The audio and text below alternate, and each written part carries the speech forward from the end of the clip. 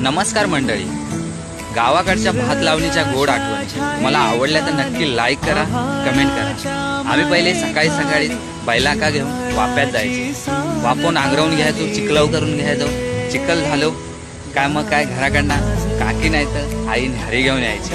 न्यारीत काय असायचं सांगते तुमका, भाकरी, चोवलो, चटणी, तिळकुट आणि खारातले आंब्याचे फोडी असायचे। ते खाव किती मजा यायची। मग झाले न्यारी झाली काय सगळ्यांचं तरव काढायची स्पर्धा असायची। तरव किती कोण काढतात, तरव काढून झाले काय 4-5 कोपरे नांगरवलेले असायचे ते लावून घ्यायचे।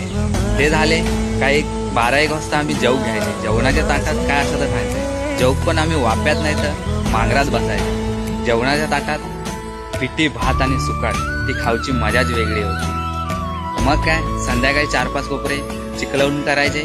चिखल झालो काय लावून घ्यायचे, मग बैलांका सोडायचे। बैलांका घेऊन भाळात जायचे। भाळात अण्णाने मी बैलांका धुवायचे आणि घराकडे जायचे। मग काय घराकडे गेल्यावर आजी चुलीतले काजी आणि घोटियो भाजून द्यायचे। ती खाऊची मजाच वेगळी होती। गेले ते दिवस, राहिले ते आठवणी। यावा कोकण आपलं जसा।